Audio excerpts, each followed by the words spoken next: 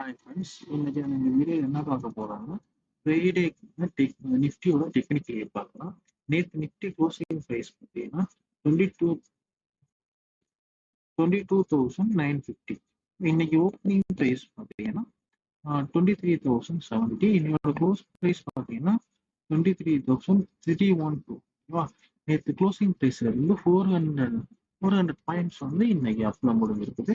அதாவது 1.7% வந்து இன்னைக்கு அப்ல முடிஞ்சிருக்குது. நேற்று மார்க்கெட் பாசிட்டிவ் தான் இருந்துச்சு, இன்னைக்கும் மார்க்கெட் பாசிட்டிவ். 2 days மார்க்கெட் பாசிட்டிவ்ல இருந்ததுனால மார்க்கெட் வந்து பாசிட்டிவ்ல மாறிடுச்சு. கால் சைடு நம்ம பை பண்ணலாம், ஃபியூச்சர்ல கால் சைடு எடுத்து வைக்கலாம். இந்த தப்பை யாரும் பண்ணாதீங்க.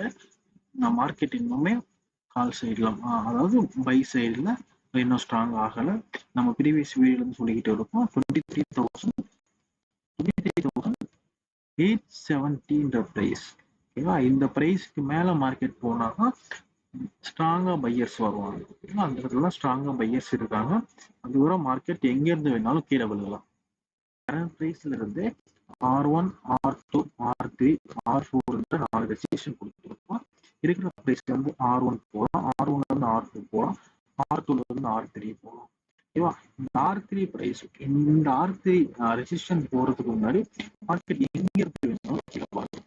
ஒன்ஸ் S1 இருக்கிற பிரைஸ்ல இருந்து கீழே வரலாம், S1ல இருந்து S2, S2ல இருந்து S3 லெவலுக்கு போகலாம். இதை பிரேக் பண்ணுச்சுன்னா மார்க்கெட் இன்னும் ஃபால் ஆகலாம். தெரியாம யாரும் ட்ரேட் பண்ணாதீங்க. ஆப்ஷன்ஸ்ல கிரீக்ஸ் தெரியாம யாரும் ஆப்ஷன்ஸ்ல ட்ரேட் பண்ணாதீங்க. உங்களுக்கு டெக்னிக்கல் பத்தியோ ஆப்ஷன்ல கிரீக்ஸ் பத்தியோ தெரியணும்னா கமெண்ட் பண்ணுங்க.